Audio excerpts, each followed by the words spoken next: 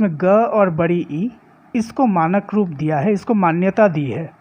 अर्थात हम ज़्यादातर जगहों पे ग में बड़ी ई गई का उपयोग करते हैं, अर्थात गई हिंदी भाषा में मानक रूप प्राप्त कर चुकी है।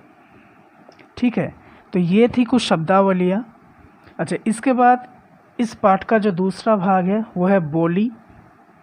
तो आइए बोली के बारे में थोड़ा जान लेते हैं।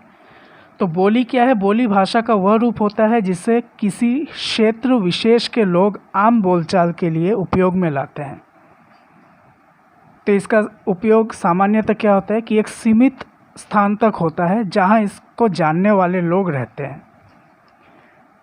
जैसे हिंदी में 17 बोलियां मानी जाती हैं। हिंदी भाषा की मूल रूप से 17 बोलियां मानी गई हैं, जैसे भोजपुरी, मगही, अवधी, ब्रज, हरियाणवी, छत्तीसगढ़ी आदि, मारवाड़ी।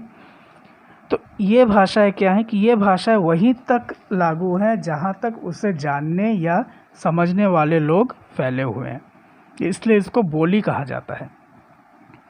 अब अगर हम भारत में भाषाओं की बात करें तो भारत में सैकड़ों भाषाएं तथा बोलियां हैं, लेकिन हमारे संविधान ने केवल 22 भाषाओं को ही मान्यता प्रदान की है। उन 22 भाषाओं में असमिया, गुजराती, बांग्ला, संस्कृत, उड़िया, डोगरी, बोडो, संथाली, उर्दू, तमिल, मणिपुरी, सिंधी, कन्नड़, तेलुगु, मलयालम, हिंदी, कश्मीरी, नेपाली, मैथिली, कोंकणी, पंजाबी और मराठी आदि भाषाएं सम्मिलित हैं। तो ये थी भारत में बोलियों और भाषाओं के बारे में कुछ जानकारी। इसके बाद हम जान लेंगे लिपि। लिपि का अंग्रेज़ी रूप होता है स्क्रिप्ट, है ना। तो स्क्रिप्ट क्या होता है? बिना स्क्रिप्ट के या बिना लिपि के हिंदी भाषा को लिखना या पढ़ना संभव नहीं है। तो इसीलिए हम कह सकते हैं कि लिपि भाषा की ध्वनियों को चिह्नित रूप देने के लिए या प्रदान करने के लिए भाषा ने कुछ लेखन चिन्ह निर्धारित किए हैं। जैसे हम लोग आ की मात्रा, ई की मात्रा, हलंत, विसर्ग, ऐसी कई चिन्हों के बारे में हम लोग जानते हैं। इन्हीं को हम लिपि कहते हैं। और अंततः इस पाठ का जो आखिरी भाग है वह है व्याकरण।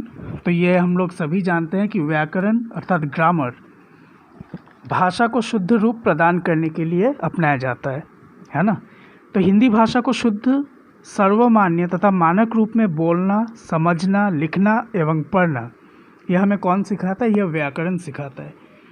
एक छोटा सा उदाहरण मैं देता हूँ तो उसको समझ जाइएगा आप कि व्याकरण क्यों ज़रूरी है।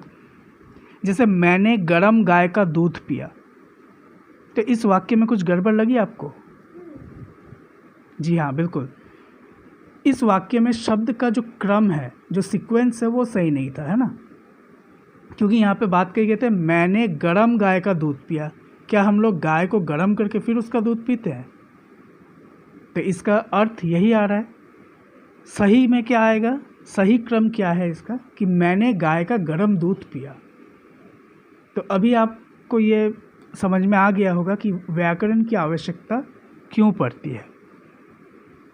तो ये थे इस पाठ में थोड़ी सी जानकारी अपनी भाषा, अपनी व्याकरण, बोलियों के बारे में, लिपियों के बारे में।